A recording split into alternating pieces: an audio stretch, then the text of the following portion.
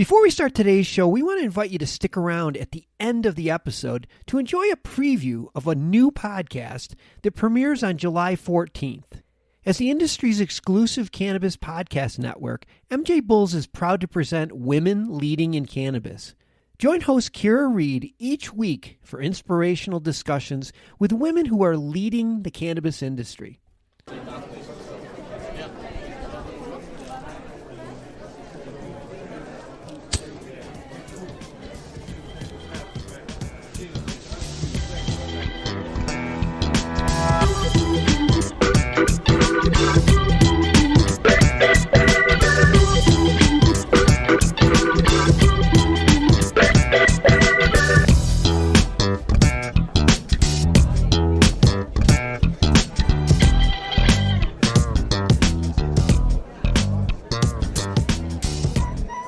Hello, everybody, and welcome to the Deadhead Cannabis Show. Jim Marty here from beautiful spring day here in Longmont, Colorado. I've got my partner up in Chicago as we struggle to get through the C-19 virus pandemic that is we're right in the middle of right now. Larry, how you doing up there in Chicago? Hey, Jim, nice to hear from you. Thank you. We're hanging in here on our shelter-at-home order, which the governor has now extended in conjunction with President Trump's declaration through the end of April. So as I said to my wife today, we're all just starting to get to know each other. But, it's a good thing to do. And for me, quite frankly, I've been very busy with all of this application work we have going on here in Illinois. And I think I mentioned to you right before we started, Jim, that due to the ongoing nature of the pandemic, that Governor Pritzker has now, just this past Saturday, signed an order for the second time extending our filing deadline. It was supposed to be yesterday. It's now been extended to April 30th, which I think gives everybody a little bit of breathing room and not all this concern that yesterday we were all going to have to be in the post office lined up with each other, waiting to send all of these in by certified mail, return receipt requested. And for you deadheads out there, no 3x5 card necessary. But nevertheless, we now have our extension, which is good. I think gives everybody a little bit of breathing room. We'll get these things done. So it's just business as usual up here, but it is not a beautiful spring day. We're very overcast, very chilly, a little bit of rain in the forecast. So we're all staying inside. And I just keep getting by on my thoughts that you're sitting out there in the barn having a good old time. Yes. Well, I'm actually at my office today, and like I said, looking at a beautiful blue sky with white puffy clouds, but we are snow in the forecast. We might get 6 to 8 inches on Thursday. So we shall see. That's springtime in the Rocky Mountains. Well, Larry, we are fortunate enough today to have some very impressive guests. We have Dr. Leslie Apgarand, OBGYN, and her business partner, Gina Dubbe'are. And they have a dispensary in Maryland called Green House Wellnes Dispensary. And they've also written a book recently called High Heels, How Two Women Found Their Footing in the Medical Cannabis Industry. So welcome, ladies, to our show. Thank you. Thank you for having us. Very nice to have you on the show. I chuckle when I hear the name of that book because I love the double entendre and I think it's great. And I look forward to having a chance to ask you about it in a minute. But what's so exciting about this is not only are you guys on our show today and have such great information to share with our listeners about what you have done, both in terms of your approach towards medical marijuana from a treatment perspective as well as from a business perspective. But I'm sure Jim would join me, and he and I have had this conversation before, in saying that we always welcome the opportunity to have guests on our show who are women owning businesses in the industry. It still remains a predominantly male industry. And the more women we can get into it, I think the better overall. I think that women tend to bring a different perspective than men. And I heard you talk on your show, whereas I think the implication, not to say the implication, but the idea is that men certainly tend to walk around more talking about how strong the THC is, where I think it's nice to have a little bit of focus on palliative effects and all the other benefits that can come out of it, especially when you start lowering that THC level and increasing the CBD level. Yes, and it's interesting because really the cannabis industry didn't get a great start, and it certainly didn't get a medical start. It got a really recreational one. And so a lot of recreational myths still persists in this industry. And Gina and I really want to elevate it and make it more elegant and get whatever studies we can in place and really focus on the true medical nature of these compounds instead of just going with the old dogma. So it's a challenge to get people to understand that THC is a very potent molecule with a very narrow therapeutic window, which means that too little won't work and too much won't work, and there's just the right amount. We talk about Goldilocks, and it's just right, and that level is potentially different for everybody, but it's definitely part of our mission to try and educate everybody. That'd be a good name for a strain, Goldilocks. It would. Let me ask you this, if I can. And could each one of you, just briefly tell us how it was that you came into the cannabis industry, and then maybe just as importantly, how the two of you found each other to be able to launch this business that you have. So Gina and I were backdoor neighbors. I moved into the neighborhood in 2002, and Gina welcomed me by bringing me a freshly baked pie, as apparently you do when you are from West Virginia. And so that's how I met Gina. And over the years, we became fast friends because we have absolutely nothing in common and are completely different with wildly different upbringings. But naturally, we became best friends. And I was approached by a patient years ago when I was working in my medical spa, and she's somebody I've known for years and years. And she said, "Hey, would you be open to us bidding you as our medical director? We're bidding a vertical bid right now. And we know you're from Seattle and you're cool and you're open-minded. And is that something you'd be amenable to considering?" I'm like, "Sure." So then the conversation changed, and it included the need for funding. And I said, "Well, Gina has funding and she can certainly get us more funding. And she's also a venture capitalist and a serial entrepreneur and probably somebody that we would want to partner with." But I said, "Please don't get her on the phone with your guys out in California unless they're legit, because Gina's legit and I don't want to waste her time. Please don't embarrass me." And she assured me that that wouldn't be the case.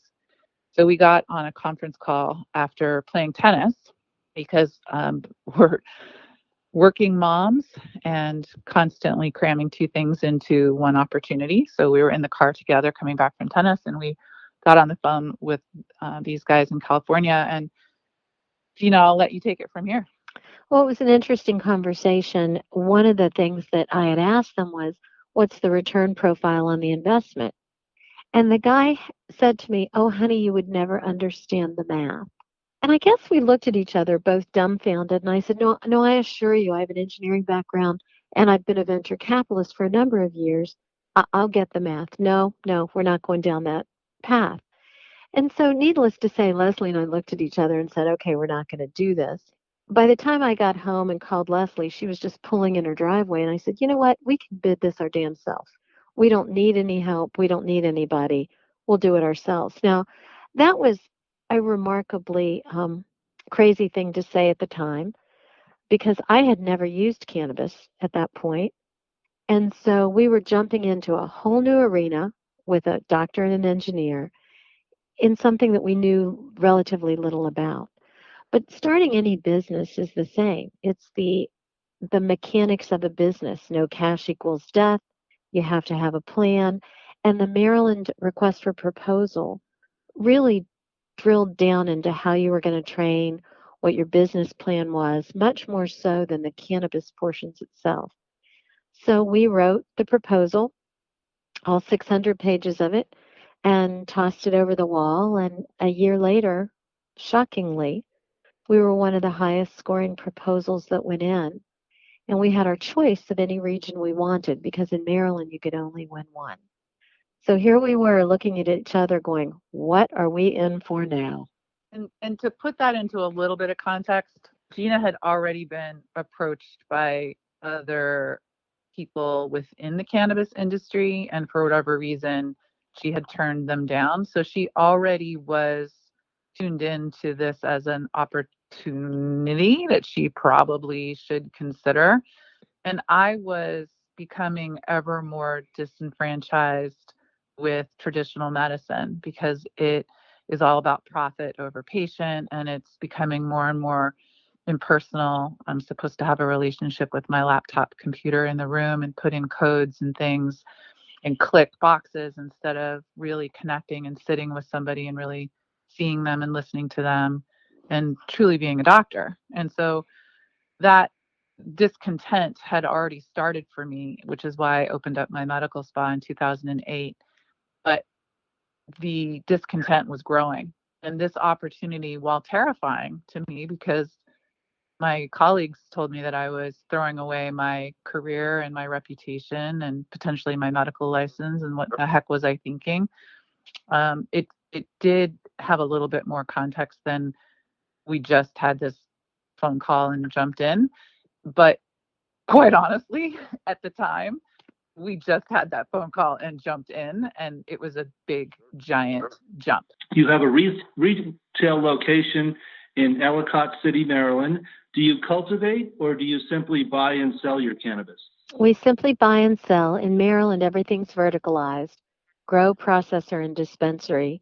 We have hopes to get a processor in later rounds, and we've also bid in other states. But in Maryland, we have the dispensary, and then we have a second company called Blissiva, which manufactures a line of women's products that we designed specifically for ourselves. I see. So you purchase your cannabis from others? We do. We have 15 licensed growers in Maryland and 15 processors. And so there's quite a range of product. And in our dispensary, we carry about 300 different items: flower, vapes, tinctures, gummies, pretty much the gamut, because we deal with patients that have all different issues. Okay. And so what do you look for when you're making your purchases? It's really a variety of things. When we look at flower, we want a blend. We want some high THC, some CBD THC blends. We also want the different terpenes within the cannabis, because as you're aware, the terpenes are really the secret sauce. They're what make people feel different ways, and different folks react differently. For vapes, we want also the different range. We really focus on a lot of tinctures for our patients, especially depending upon their individual condition. So what may be different in Maryland to your guys' states is that Maryland, for better or for worse, has been really strict about their testing requirements. And it, of course, adds expense to the process. But they are really, really persnickety about testing and labeling, so that if you go to some other states, you don't know what's in it. You might know what percentage THC or CBD or milligrams, but you don't have anything else. There's no other terpenes or minor cannabinoids that need to be on the label.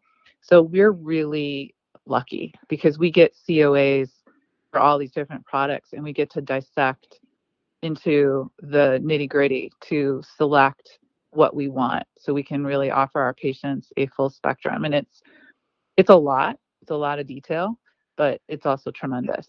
Very good.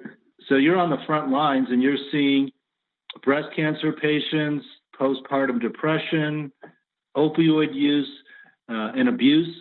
One of the things I always say is, why would you take opioids when here in Colorado you can smoke some of the best marijuana in the world?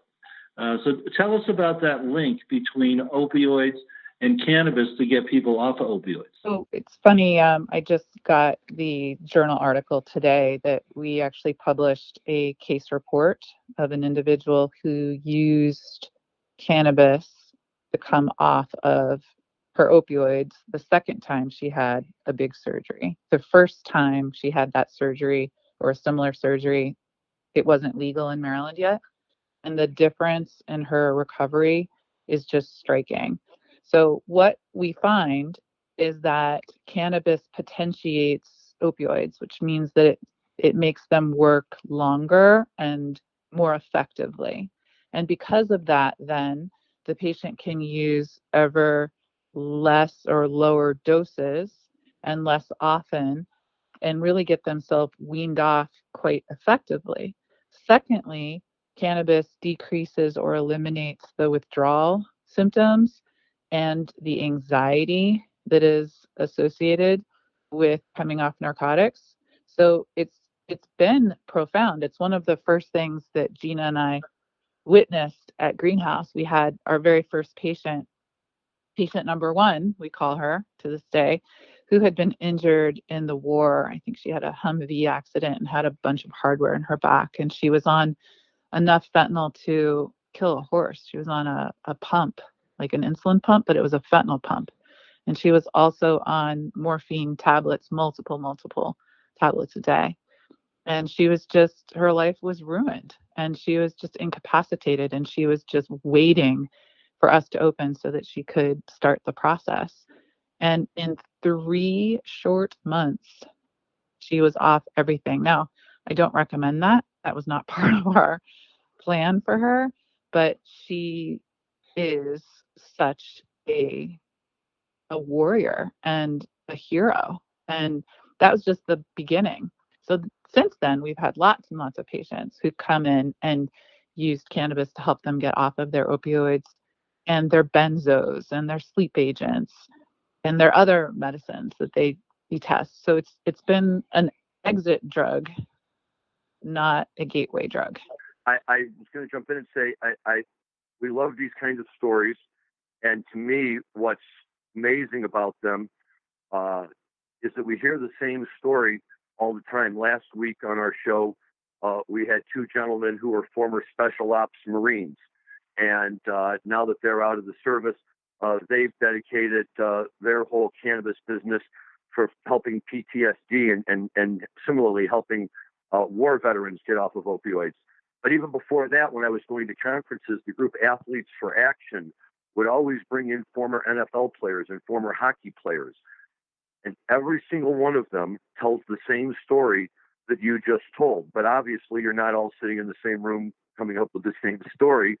So what that says to me, a layperson, when it comes to the medical field, is that what we're seeing is more than just a coincidence, right? Where this really does lend credence to the idea that there is a recognized use for cannabinoids in helping people come off of opioids and get something back resembling a normal life. And the fact that you're able to come up with the same results, and certainly Dr. Apgarand as a trained physician, for you to be able to see it and understand it and appreciate it, for me just means that we're taking one step closer towards the type of full-scale recognition that that cannabis needs, not just from the business perspective, but to make it available to everyone out there who can really enjoy these benefits.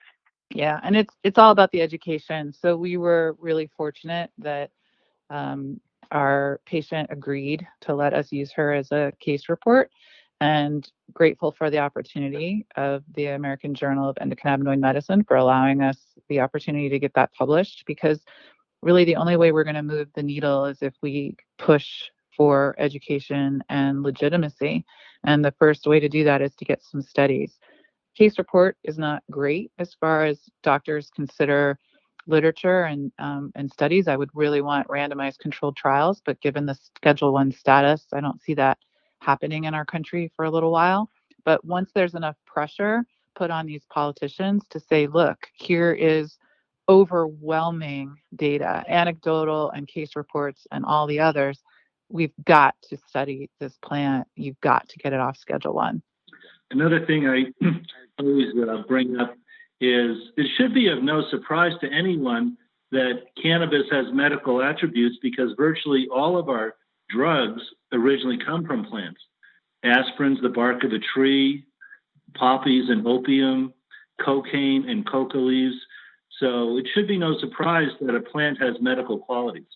Yeah, the problem is that the plant is 400 or 500 different things, and pharma can't get wealthy on 400 or 500 different things. They want to take synthetic THC, or they want to take the CBD that they've just done, Epidiolex, and they want to be able to monetize that. But as we all know, it's the combination of all of these chemicals, and it's the elegance in the way that the plant puts it together that is where the magic happens. And you're not really going to be able to manufacture that in a lab, but you can sure as heck grow it in a greenhouse and make a pill out of it and get people much, much better. So it's like I've become a naturopath, and I didn't realize it, but I probably should go to naturopath school now and learn all about plant medicine, because we certainly didn't learn about this in the traditional medical school that I attended. Sure. And Dr. Apgar, the question that I wanted to ask you, and you were kind enough to talk about with me right before we started this recording, one of the things we noticed, and Jim had actually mentioned in the introduction to this, is that you've been experimenting, or at least testing with the possible uses of cannabinoids fighting postpartum depression. And the question that I had raised for you is, where does this fall out in the issue, if you will, between a mother who wants to be nursing her child, but is also battling postpartum depression, and what the current standards are on whether or not it's okay for a mother who's nursing to be smoking marijuana or taking cannabis one way or another. Right. So as a board certified OBGYN, the American College of OBGYN has a hard stop on cannabis use in pregnancy and breastfeeding. In the mouse model, there are actual structural differences in the fetus's brain that persist. And we don't know what the implications of that are.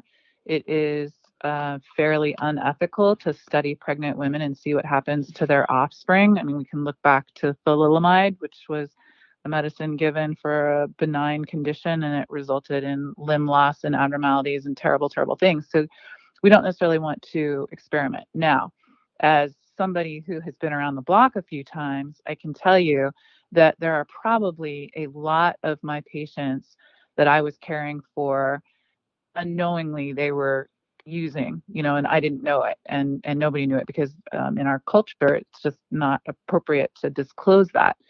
We'll sick social services on them or whatever. So I do feel that there are some medications that are deemed legitimate by the OBGYNs in the world, and I can tell you that they probably are more dangerous than cannabis, but I don't have studies to prove that. And until I have studies to prove that, I have to just err on the side of caution and say it's a hard stop. We don't recommend that you use this while you're pregnant or breastfeeding. And as I was telling you before, I can actually kind of understand the science of why people get postpartum depression theoretically, because if your endocannabinoid system is dysfunctional or it's depleted, I can tell you that when you are nursing, you are menopausal. Your estrogen levels are really, really low. And estrogen levels falling also cause anandamide to fall, which is your endogenous endocannabinoid. So it makes complete sense that we should be able to supplement a breastfeeding mom with cannabinoids to make, to get the anxiety to go away and the depression to go away. So I really look forward to the day where we have the ability to do that safely. Leslie and I are in agreement that what we need in this country is for cannabis to come off the Schedule 1 list, because it restricts any kind of federally funded research. And so if we can move it to even Schedule 2, we can then start research and trials and the ability to get data that's not anecdotal. Yeah, but how silly is it that, what's Epidiolex? What did that get scheduled at? I hazard to even guess. And what about synthetic THC? That's Schedule 3. So how is synthetic THC a Schedule 3 and the plant is a Schedule 1? I don't understand. Well, because there is no. One of the things that Jim and I try to avoid on our show is politics, but I can talk about this because this is political across the spectrum. I think that the government cover up of THC and marijuana, and the misinformation that's been spread religiously in this country for the last 100 years is maybe the worst cover up that we've ever faced, because not only have lives been ruined by people going to jail over something they shouldn't be going to jail for. Think of all of the people who have been denied an opportunity for the healthful benefits because, as you point out very accurately, we can't study it. So we're in a horrible catch-22 where we say, well, we have nothing that shows us it's safe, but we're not allowed to test it to show that it's safe. So we're just going to let it sit here in limbo. And meanwhile, professionals such as yourself are out there in the field actually seeing the benefits that it provides. But no, one doctor or even group of doctors can necessarily push that needle in the other direction. What we really need to do, I think, is to get our government leaders on board with us and change the nature of the message. And the more that they can hear about it from, licensed and registered and respected healthcare workers, certainly the better for all of us. Yeah, I love what you say. I love how you said that. And I agree completely with everything you said. And in fact, in the last appendix of our book, I talk a little bit about the history of cannabis in our country and actually human history and how we got to this place that we're in today. But it is an absurd story, and it would be fun to hang out when COVID is over and have a drink and talk about all these things with you guys. But love to. Yeah, it's a big problem. Gina and I definitely feel a responsibility to be the thought leaders and to be the ones leading the charge. And it is exhausting because we are pushing the rock uphill just like Sisyphus did. And it's hard to change the recreationally minded people that we are surrounded by, but we really want to legitimize this medicine, and we'll publish it, and we'll go on the Today Show, and we will do podcasts, and we'll talk to whoever, and really it's all about the education. So we're committed to it for sure. I want to take a quick break to thank you for listening to today's show and to invite you to listen to all the other great MJBulls cannabis podcasts, like Raising Cannabis Capital, the show which features cannabis entrepreneurs that are raising money to expand their organization. Tune in each week on Thursdays and Sundays to hear founders of awesome cannabis companies talking about their business and their fundraising plans. Who knows? Maybe you'll discover the future Amazon or Apple of cannabis on the Raising Cannabis Capital podcast. Really appreciate you being on our show today. And, this is the Deadhead Cannabis Show, so we should talk some music. I understand you both have grown children, and, what kind of music do you like? What kind of experiences did you have with your kids growing up? Did you go to concerts with them like I did with our sons? Well, we're really fortunate here in Maryland because we have Merriweather Post Pavilion that's just down the street, and Merriweather Post, love it. Yeah. So we're able to see concerts all the time. My husband and I have a very eclectic sense of music, but I think, first of all, let me just go ahead and say I did go to the Grateful Dead concert in Eugene, Oregon. I'm trying to remember what year it was, but I went in a VW Bug. I'm just saying, no, a VW bus, light blue. So, and I have my Birkenstocks and my tie-dye from back in the day. So yes, I definitely was part of that. I think Little Feet opened for him. Ooh, but I'm a child of the 80s, so I have like the new wave. I've got the U2. I've got Imagine Dragons and everybody else in between. Certainly, I keep my ear to what our kids are listening to, and they often bring up really cool bands that I never would have heard of. And so I will definitely say eclectic is my taste. But one thing that is not in my playlist is what Gina has on her playlist. And I am definitely a country girl. I have listened to country music growing up in West Virginia through my whole life, and my children and my husband and I, we're country music fans. Zach Brown, Little Big Town, Lady Antebellum. We'll go off radar a little bit, but not to the degree Leslie does. So, like in most things, Les and I are opposite on everything. Before we let our guests go, there is one last question I want to ask because we touched on it at the opening, and I think it's important. Can you please just give us and our listeners a 2-minute summary and review about your book? What kind of brought you to decide to write it? Where you've been going with it, and the name, how you got the name, because we think it's great. Well, we really have been asked everywhere we go on how we got into this industry. And so what we decided to do was really look back and give the chronology of how we got here with the pros and the cons and the good and the bad. And so High Heels is a nod to being female in a male-dominated industry and the fact that we have seen cannabis cure and change lives. So the book is actually HEALS. It walks through how we bid and some of the adversity that we encountered, like things that you wouldn't imagine.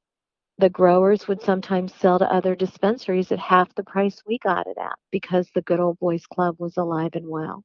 And now that we do a significant enough volume, we have a seat at the table. but it was hard to get there.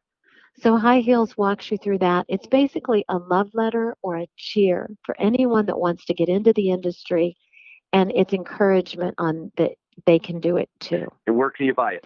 You can buy it on Amazon in paperback or in Kindle, and we also just released it on Audible. Oh, wow. So you can sit and listen to it in your car. And who was the narrator? Who was it? One of you? It was us. Even better.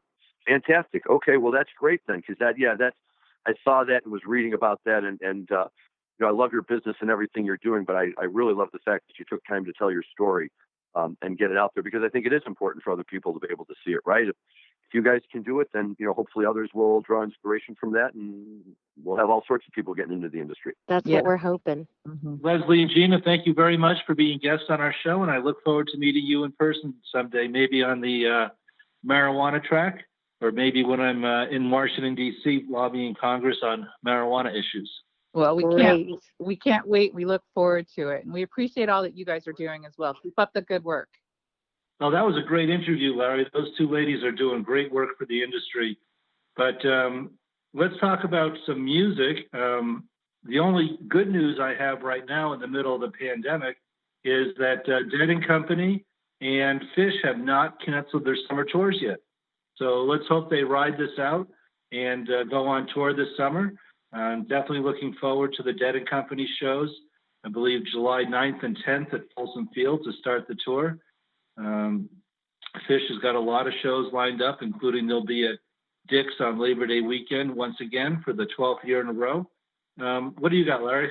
Well, look, for right now, it's nice to have that out there as a possibility. If circumstances dictate that they have to change, then they will. But yeah, I mean, in any time, it was always, you kind of get to these, what I kind of call the dog days of winter, where it can't decide if it's winter, if it's spring, or it's what. There was always a Grateful Dead spring tour, a Grateful Dead summer tour to look forward to kind of help pull you through that time. And yes, right now I'm certainly looking forward to a summer tour for either or both of our favorite bands, and hoping they get out there. But as we talked about, Jim, we don't have to starve in the meantime. Fish still has their Tuesday night dinner and a movie. Unfortunately, I was not able to get the listing for what show that they're going to be streaming tonight or the recipe for tonight. But then I also discovered that on Saturday evenings, I believe at 7 o'clock Central Time, Nugs.net is showing Dead & Company shows. So this past Saturday night, they aired the show from last year at Wrigley Field. And it's always one of my favorite shows that they play to see, because it was a great show and it was a lot of fun. But right at the very end of the second set, they were playing Mama Tried, and Bobby was playing his acoustic guitar because he had switched over to acoustic at some point in the middle of the set for one of the songs they were playing. And they ended Mama Tried in a way that was really kind of sudden and didn't really sound all that great. But, if you've gone to Dead shows often enough, sometimes they end with a bang and sometimes they end with a dud. But all of a sudden on stage, you could see it. And now to be able to see the video and actually have a very close-up up to the stage and see what was going on was great. Bobby was all excited about something, and he switched out and he put on his electric guitar and went around all the band members. He kept circling his finger around in the air and went back out and counted it down 3, 2, 1, and they jumped right back into the end of Mama Try to the I Turned 21 in Prison, the last go through, and played it all the way through. And then they played it into a beautiful transition into Love Light. And then they played Love Light to close out the show. And, come on. In all my years of going to see the Dead, I never saw it. What band, what musicians are basically rehearsing on stage, right? And say, I didn't like the way that sounded. Let's go back and play the end of that one more time. And it's that kind of stuff that you see, and you're like, right, this is why I keep going to see him. So I agree, man. I'm hoping that these summer tours go on full force and we're out there dancing away. Excellent. Well, thank you, Larry. And before we go, I do just have to say it. And I'm sorry, I know this is going to be a little bit painful for you because it's not your birthday yet. But for everybody else out there in the world, June 1976 box set is now delivered. Jim gets his on his birthday in May, so he's just going to have to listen to us talk about it for a little while. And I'm here to tell everybody out there that it's amazing. It's people talk about 73 and they talk about 77 and they talk about these years. And Jim, the last couple of weeks you've been teasing this, and one of the things that you've always been very strong on These were the first shows after the 1 year break, so they were all refreshed and ready to go. And most importantly, it was the first round of shows since they came out with Blues for Allah. And to be able to hear these original versions of Help on the Way, Slipknot, Franklin's, and the other songs off of that album that they're playing is just tremendous. Again, on the very first night, the first night in Boston, that opens the whole box set thing. They have a beautiful version of Jerry's Mission in the Rain. It's just filled with wonderful little things like that just really make it worthwhile. So I'm even looking forward to your birthday because I want you to get to listen to this so you and I can start talking about it. Well, I did hear the Help Slip Franks on the Grateful Dead Sirius radio station, so I have heard some of it, and it does sound crystal clear and amazing. I have been listening to some 1977 shows where, again, great recordings by Betty Cantor. They call those Betty boards. Yep, that's right. And now they're reduced down to CDs. So, well, very good. I think that's all for this episode of the Deadhead Cannabis Show. So thank you very much, Larry. And from Longmont, Colorado, this is Jim Marty saying goodbye for now. Larry, you want to sign us off? Larry Mishkin signing off, telling everyone to stay healthy, listen to Grateful Dead, and enjoy some cannabis, and it'll help time go by faster. Thanks, everyone.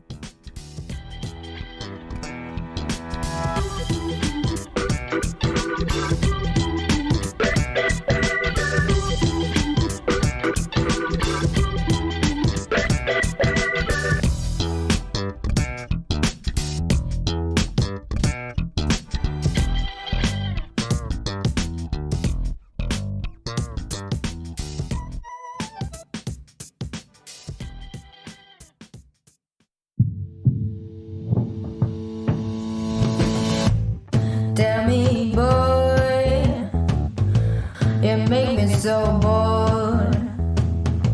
You need to walk the other way. I tell you once more. Please get out of my way. I don't want you no more. We're done here, boy. I know you think you're so fine, but you can't see it. I've been wanting to unwind.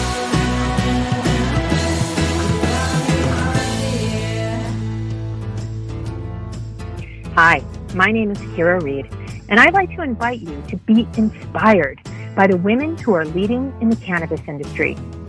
Each week, we will discuss empowerment, leadership, and what it means to be a woman in charge in marijuana, hemp, and CBD. As the founder of the Women Empowered in Cannabis community, I have had the great pleasure to get to know many brilliant and talented women who are CEOs, executives, politicians, advocates, and community leaders that are focused on creating a cannabis economy that is just, fair, and equal. We'll learn how these women make decisions, how they navigate a predominantly male industry, and what they're doing to level the playing field for women. I hope you'll join us.